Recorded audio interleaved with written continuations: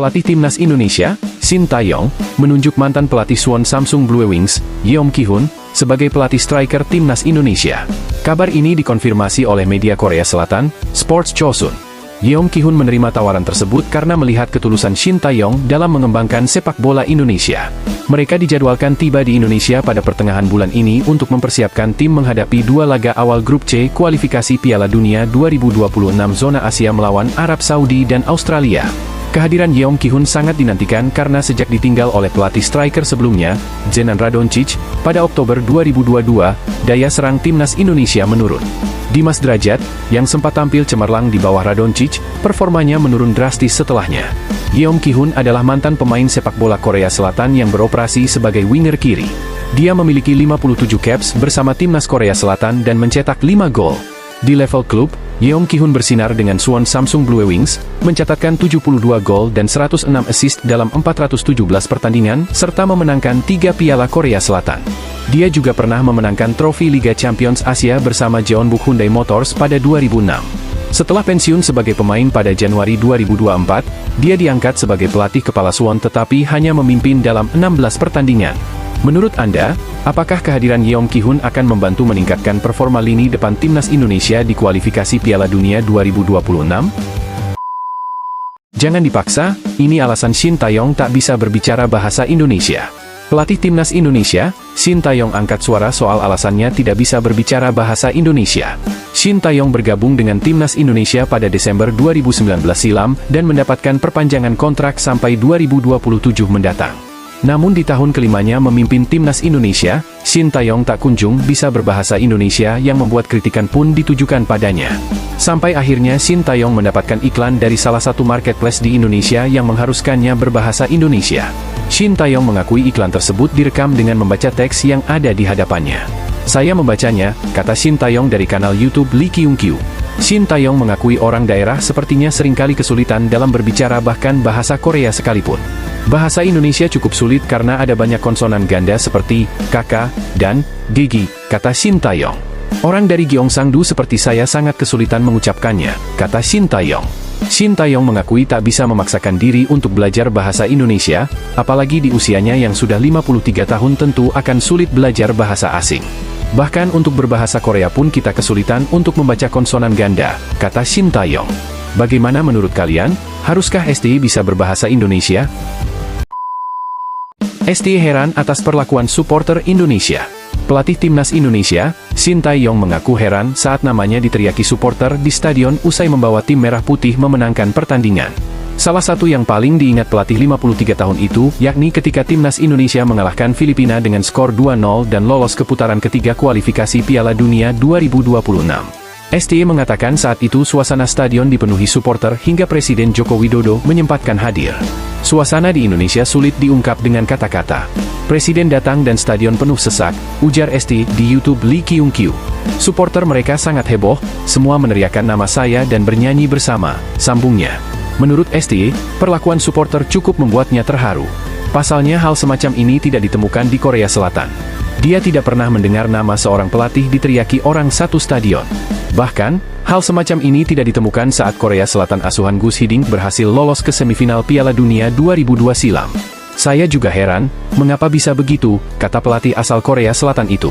"Ketika saya berkeliling stadion, para supporter selalu meneriakkan nama saya, setelah pertandingan mereka hanya meneriakkan nama saya," imbuhnya. Ramadan Sananta ceritakan niatan abroad, mengaku pernah ditawari klub Eropa. Striker Timnas Indonesia, Ramadan Sananta mengaku pernah dapat tawaran dari klub Eropa. Ia pun menceritakan rencananya untuk berkarir di luar negeri atau abroad. Ramadan Sananta merupakan striker muda yang dimiliki Timnas Indonesia. Di usianya yang masih 21 tahun, ia sudah diandalkan di kelompok umur hingga senior. Tercatat pemain asal Kepulauan Riau ini sudah mengantongi 10 caps bersama skuad Garuda dengan sumbangan 5 gol. Berkat performanya yang menawan, banyak pihak yang meminta bahwa ex-PSM Makassar ini harusnya abroad atau berkarier di luar negeri. Sang pemain ternyata memang sudah punya rencana. Bahkan menurutnya sudah ada tawaran dari klub Eropa. Akan tetapi, striker yang kini berkarir di Persis Solo ini belum mengambil tawaran tersebut karena masih terikat kontrak dengan Laskar Sambernyawa. Sebelumnya ada, Mas Budi, agen, nawarin Abroad ke Eropa. Tapi kemarin masih terikat kontrak di Solo, jadi itu sulit, ucap Sananta dikutip dari YouTube Sport 77. Saya mau bermain di luar, abroad, tapi saya bilang mau fokus 2 tahun kontrak kembangin diri saya dulu di sini buat nambahin masa otot saya, buat bermain habiskan waktu di Liga Indonesia, imbuhnya. Lebih lanjut, pemain berusia 21 tahun ini menegaskan sudah memiliki rencana dengan sang agen untuk nantinya berkarir di luar negeri. Mungkin kalau ada tawaran yang pas, menurut saya bisa, dapat menit, bermain, saya pasti abroad. Habis kontrak saya berpikir, ini Mas Gabriel mau ke Batam, kita mau membahas itu. Saya pergi, abroad. Habis itu saya tekankan kalau secapek apapun, sesulit apapun, saya tetap di sana tidak akan balik ke Indonesia. Saya mau abroad banget, pungkasnya. Media Malaysia kembali ledek Indonesia, singgung trofi Piala AFF.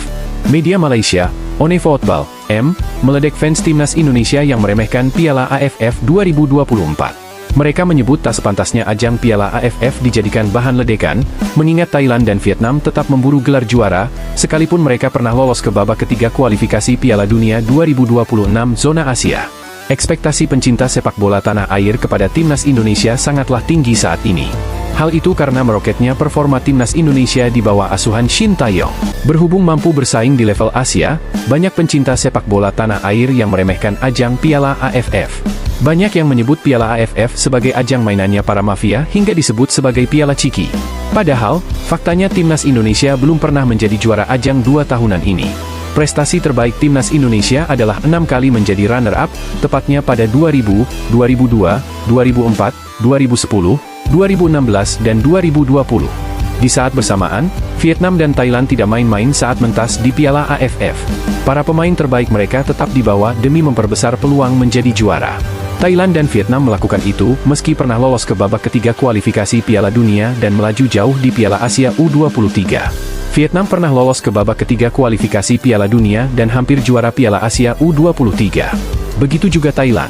Pernah lolos ke babak ketiga kualifikasi Piala Dunia dan lolos semifinal Piala Asia.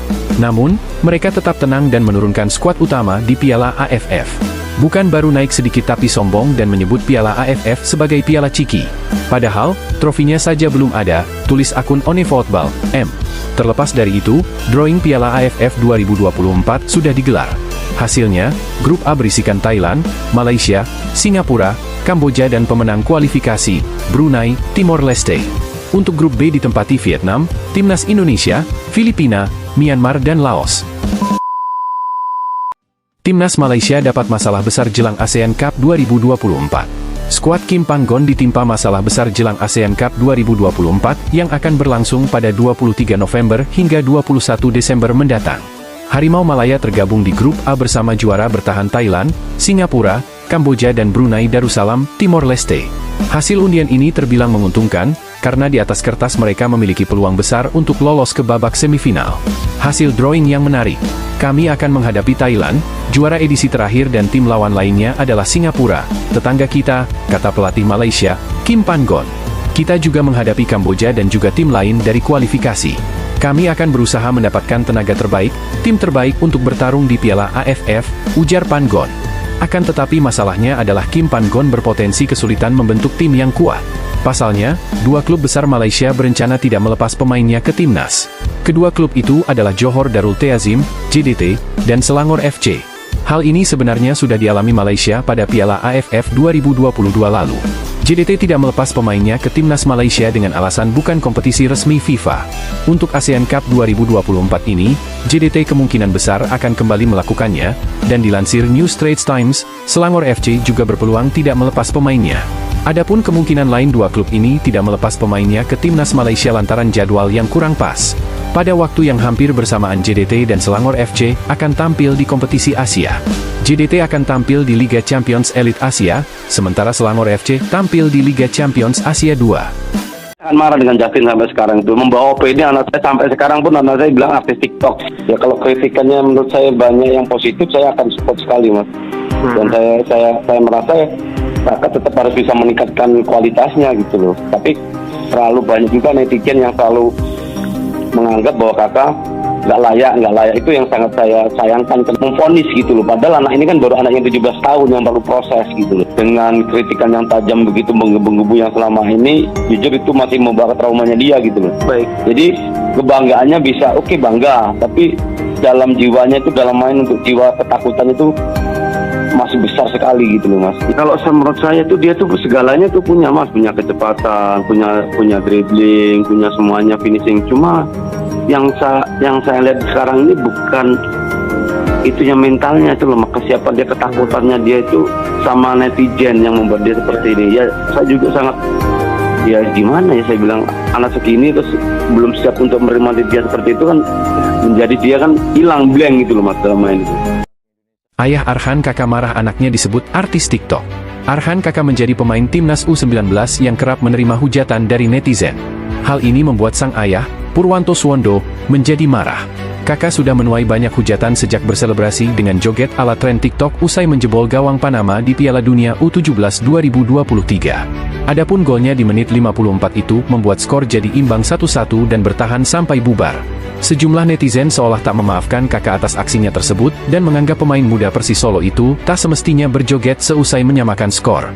Kini, setiap kakak bermain, kritik keras hingga hujatan kerap menghampiri dan semakin diperparah jika ia tak mencetak gol. Hal inilah yang membuat Purwanto mengelus dada. Baginya, tak seharusnya sang anak mendapat perundungan separah itu di dunia maya. Ia memahami bahwa kakak, yang masih 16 tahun, tetap harus meningkatkan performanya, tetapi tidak harus dipecut dengan hujatan. Kalau kritikannya banyak yang positif, saya akan support sekali. Saya merasa kakak harus tetap bisa meningkatkan kualitasnya. Dia harus terus meningkat, terang Purwanto. Tetapi, terlalu banyak juga netizen yang menganggap kakak enggak layak. Itu yang saya sayangkan, kenapa netizen terlalu cepat memvonis? Padahal anak ini baru mau 17 tahun, masih baru berproses, tambahnya. Menurut Purwanto, kritikan terlampau tajam dan hujatan membuat kakak mengalami trauma. Alhasil, kini setiap kali bermain, kakak selalu dirundung ketakutan. Ia menilai, ini berpengaruh ke performanya di lapangan menjadi tak maksimal. Jujur, mohon maaf, dia main ini, Piala AFF U19, pun masih terbebani ketakutan dengan netizen. Jujur, kakak tidak bisa lepas seperti yang awal-awal dulu, di U16, terang pria yang juga ex-striker timnas Indonesia itu. Saya kasihan sama dia, di umur segini, belum genap 17 tahun, tak seharusnya menerima tanggung jawab sebesar itu. Beban yang berat itu, yang membawa opini itu, merusak mentalnya, itu yang saya kasihan sekali sampai sekarang, lanjutnya. Bahkan, keberhasilan timnas U19 menjadi juara usai mengalahkan Thailand 1-0 tetap tak bisa sepenuhnya menjadi pelipur lara bagi Arhan Kakak. Purwanto mengatakan, rasa takut tetap menghantui sang anak. Oke, dia bangga, tapi dalam jiwanya masih ada ketakutan besar, jelas pria kelahiran Lampung keturunan Blitar Yogyakarta itu. Kalau menurut saya, dia segalanya punya. Punya kecepatan, finishing, dribbling, cuma yang saya lihat sekarang ini, mentalnya itu, ketakutannya, sama netizen yang membuat dia seperti ini. Anak ini belum siap menerima seperti itu, jadi blank, tambahnya. Secara khusus, Purwanto juga kecewa dengan pernyataan pengamat sepak bola bernama Justinus Laksana atau Coach Justin. Baginya, ex-pelatih timnas futsal Indonesia itulah yang memicu Arhan Kakak dijuluki artis TikTok oleh netizen. Sebab, Coach Justin adalah salah satu pihak yang tak senang melihat selebrasi joget TikTok kakak usai menjebol Panama. Karena menurut idealnya, seorang pemain yang habis menyamakan kedudukan harus bergegas mencari gol berikutnya. Padahal kan dalam regulasi Piala Dunia itu menit-menitnya, kalau terbuang karena selebrasi, bisa ditambah di injury time. Pada kompetisi usia muda, biarkan dia berkreasi dengan kegembiraannya. Saya sangat marah dengan Justin sampai sekarang. Membawa opini anak saya, sampai sekarang pun anak saya dibilang artis TikTok, tegas Purwanto. Opini ini yang membuat kakak agak ketakutan. Itulah yang menjadi beban bagi kakak. Mungkin berpengaruh juga di performanya sekarang ini, lanjutnya. Secara keseluruhan, Purwanto berharap agar netizen bisa lebih bijak dalam mengkritik. Sekali lagi, ia meminta semua pihak sadar bahwa kakak masih berusia 16 tahun. Untuk netizen, supportlah anak-anak Indonesia, bahwasanya dilihat, kritikan untuk pemain usia 16 tahun, 20 tahun, atau senior harus bisa dilihat secara sosial, secara naluri, tandasnya. Bagaimana menurut kalian? Tulis di kolom komentar. Mengetahui ayah Arhan Kakak dan Coach Indra Syafri tak terima dan angkat suara, Coach Justin akhirnya memberikan klarifikasi mengejutkan di depan awak media. Arhan Kakak merupakan salah satu striker andalan timnas U17 pada tahun 2023. Terbukti Kakak menjadi pencetak gol pertama di ajang World Cup U17 saat melawan Ekuador pada Jumat, 10 November 2023. Selain itu Kakak juga berhasil mencetak gol penyeimbang kedudukan saat menghadapi Panama U17. Berhasil mencetak gol ke gawang lawan, Arhan Kakak malah jadi sasaran empuk kritik pedas mantan pelatih futsal Coach Justin. Yang bikin gua gedek itu si Kakak yang cetak gol, di Liga Inggris atau Liga Modern kalau kita ketinggalan lawan tim yang kita bisa lawan, kita cetak gol seri, kita ambil bola langsung kick off untuk intergol kedua, kata Koci, sapaan akrabnya. Menurutnya selebrasi Kakak dianggap berlebihan karena hanya mencetak gol penyeimbang kedudukan. Coach Justin bahkan membandingkan Arhan Kakak dengan pemain Spanyol Lamine Yamal yang tidak melakukan selebrasi setelah mencetak gol di semifinal Euro 2024. Pemain usia 16 pakai joget TikTok nggak? Cetak gol nggak pakai joget TikTok? Oke, umur 16 tahun, Lamine Yamal setelah mengobok-obok pemain Prancis tidak joget-joget TikTok, ujar Coach Justin dalam podcast. Menampilkan performa yang kurang maksimal di final Piala AFF U19 membuat Kakak kembali menuai hujatan dari warganet. Tak sedikit warganet yang berkomentar di sosial media kemudian mengaitkan performa Kakak dengan kritik Coach Justin. Melansir dari YouTube Offside Duo, Coach Justin menyampaikan klarifikasi permintaan maaf dan menyampaikan bahwa ia siap backup Arhan Kakak. Kalau seandainya ini terjadi ya, gue minta maaf bahwa seandainya kena mental, bahkan yang bisa gue lakukan gue siap backup Kakak, kalau Kakak dibully di sosmed akan gue backup, ujarnya. Dalam pernyataan tersebut Coach Justin meminta maaf dan siap melindungi Kakak dari bulian warganet. Coach Justin juga menyampaikan bahwa ia kaget saat komentarnya terhadap Kakak 1 tahun lalu kembali ramai di sosial media. Makanya gue kaget, kok yang itu muncul lagi padahal yang ramai dibahas komentator yang bilang lari Kakak, intinya gue gak ada niat hujat sama sekali gue cuma kritik seperti ke Marcelino, ujarnya. Coach Justin merasa bahwa hujatan warganet tersebut muncul kembali karena kalimat komentator yang menyuruh Kakak untuk lari saat laga final AFF U19. Bagaimana menurut kalian? Respons Arhan Kakak atas banjir kritik yang menerpanya. Pemain timnas U19 Indonesia, Arhan Kakak, buka suara terkait banyaknya kritik dari netizen. Kritik tersebut didasari dari penilaian terhadap penampilan Arhan Kakak di ASEAN Cup U19 2024. Tak sedikit netizen yang menganggap Arhan Kakak tampil mengecewakan sebagai striker timnas Indonesia. Pemain berusia 16 tahun itu memang selalu mendapatkan kesempatan bermain dari Indra Syafri. Namun, Arhan Kakak hanya bisa mencetak 1 gol dari 5 laga. Menanggapi kritikan yang datang, respon berkelas selalu dilontarkan oleh Arhan Kakak. Pemain milik klub Persis Solo itu memilih untuk tak memusingkan masalah kritik tersebut. Kakak hanya ingin fokus bekerja keras agar bisa memberikan penampilan lebih baik di masa depan. Saya nggak terlalu menanggapinya. Saya fokus aja ke diri sendiri, kata Kakak. Indra Syafri sendiri sebelumnya sempat pasang badang terkait kritikan yang diterima Arhan Kakak. Pelatih yang sering disapa Coach Is itu menilai Kakak masih terlalu muda. Oleh sebab itu, Indra Syafri meminta netizen mengalihkan kritik tersebut kepadanya. Mohon saya yang dibully saja. Jangan pemain saya, kasihan. Arhan Kakak masih berusia 17 tahun, ucap Indra Syafri. Sementara itu, timnas U19 Indonesia berhasil meraih juara ASEAN Cup U19 2024. Arhan Kakak sendiri mengaku bersyukur bisa membantu timnas U19 Indonesia meraih juara. Senang dan bangga juga bisa juara, kata Kakak. Mengganti Arhan Kakak adalah keputusan tepat. Timnas U19 Indonesia sukses melaju ke final Piala AFF U19 2024 setelah mengalahkan Malaysia pada laga di Stadion Gelora Bung Tomo, Surabaya, Sabtu, 27 Juli 2024, malam waktu Indonesia Barat. Timnas U19 Indonesia menang dengan skor tipis 1-0, yang diciptakan oleh Alvarezi Buffon pada menit ke-77. Timnas U19 Indonesia melaju ke final Piala AFF U19 2024, bentrok dengan Thailand yang sudah lebih dahulu memastikan masuk di partai puncak. Pelatih Timnas Indonesia U19 Indra Syafri mengungkapkan perubahan strategi pada babak kedua sebagai kunci kemenangan 1-0 atas Malaysia U19.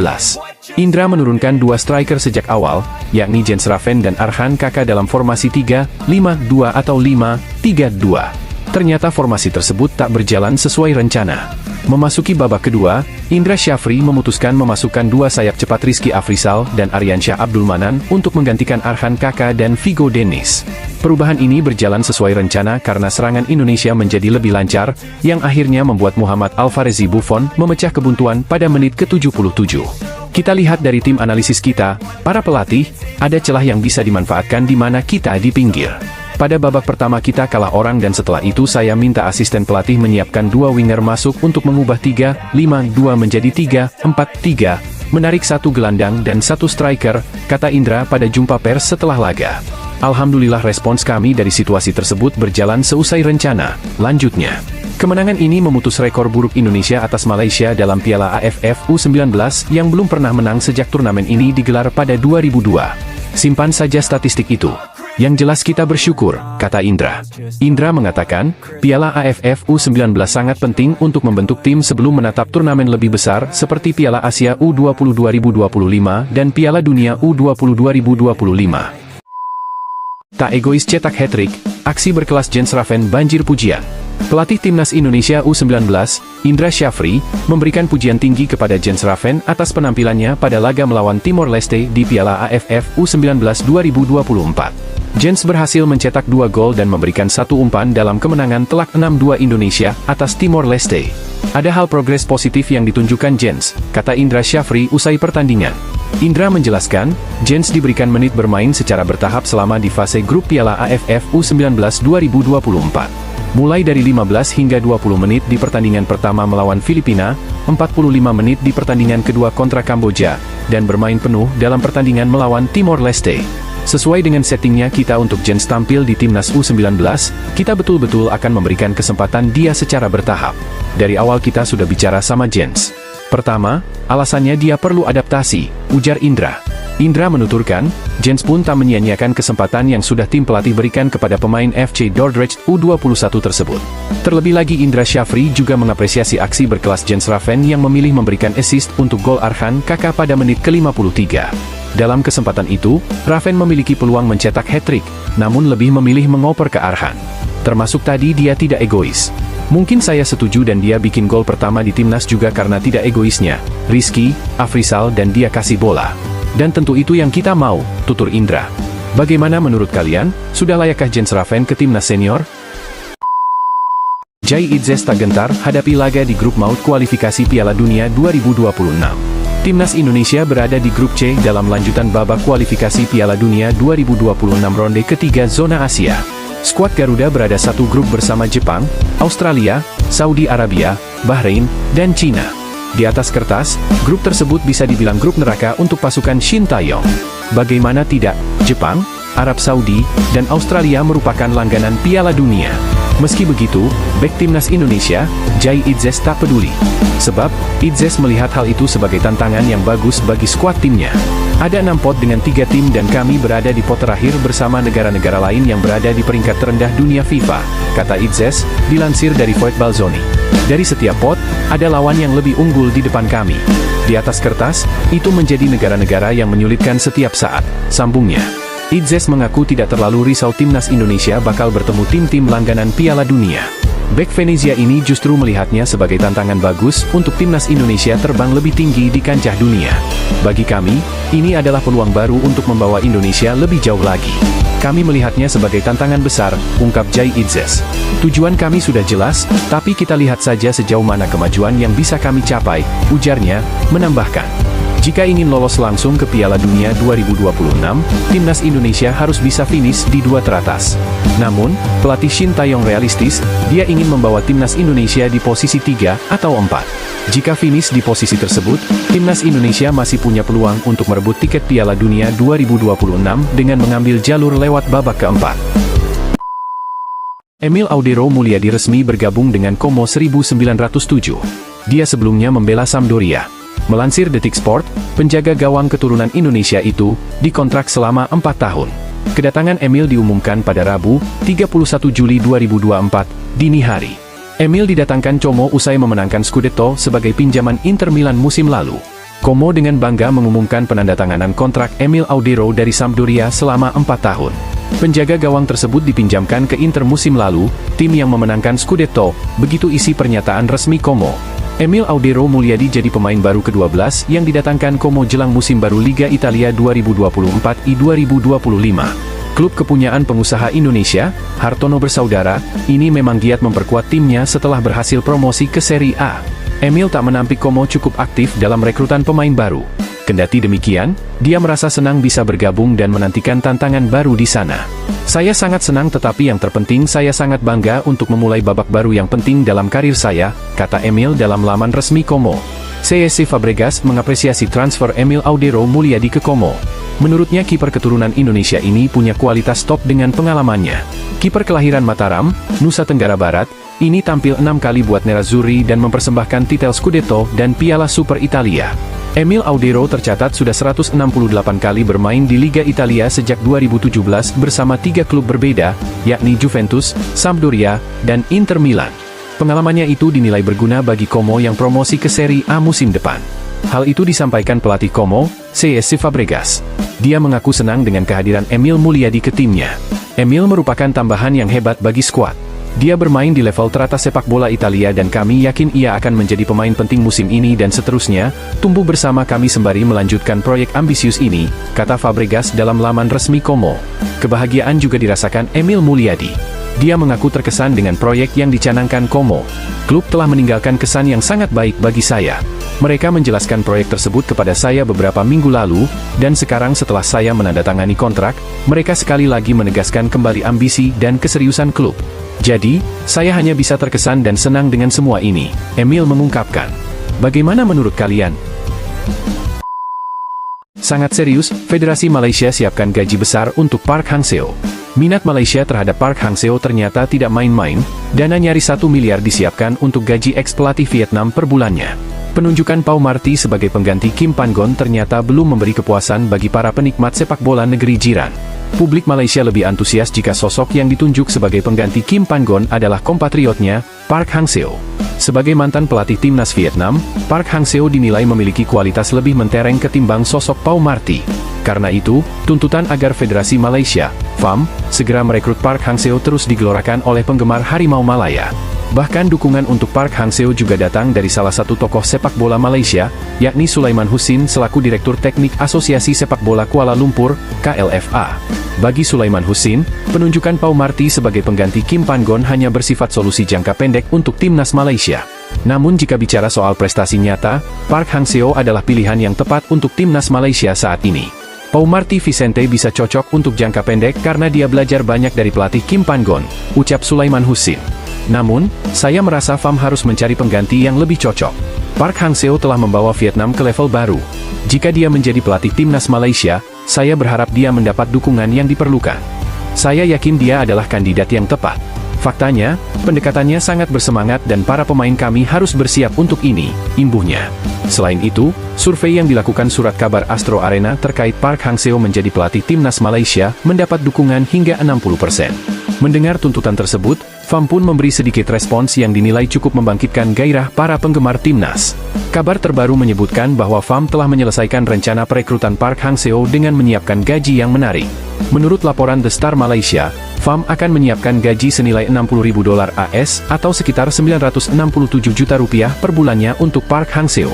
Dana nyaris 1 miliar rupiah itu berani digelontorkan FAM demi membawa timnas Malaysia jauh lebih baik, dengan tujuan akhir putaran ketiga kualifikasi Piala Dunia 2030. Menarik dinantikan, sikap apa yang akan diambil timnas Malaysia saat sudah memilih Pau Marty sebagai pelatih kepala menggantikan Kim Pan-gon. Mundurnya Kim Pan-gon dari kursi pelatih timnas Malaysia seolah menjadi pukulan telak bagi sepak bola nasional negeri jiran.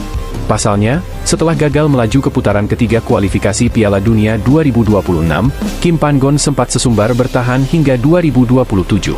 Kontrak Kim Pan-gon pun baru saja diperpanjang tahun lalu, namun keputusan akhir sudah dibuat pelatih asal Korea Selatan itu. Menurut informasi yang beredar, Kim Pan-gon tengah dikaitkan dengan salah satu klub kasta teratas Liga Korea Selatan, Ulsan Hyundai. Dikalahkan timnas Indonesia U19 di final Piala AFF U19 2024, pelatih Thailand U19 bilang begini.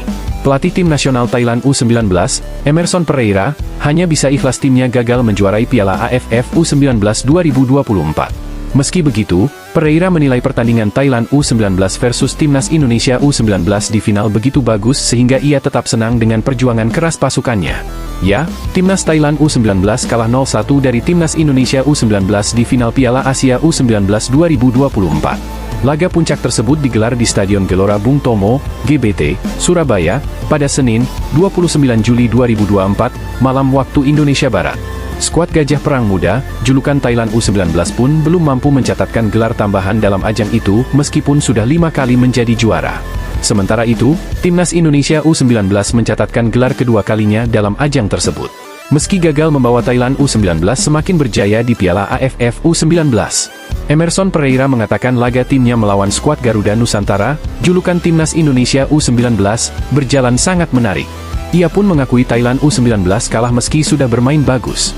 Pertandingan yang sangat bagus. Kami berjuang keras, kata Emerson Pereira usai laga, Senin, 29 Juli 2024. Pelatih berusia 50 tahun itu mengatakan Thailand memang kurang beruntung dalam laga tersebut.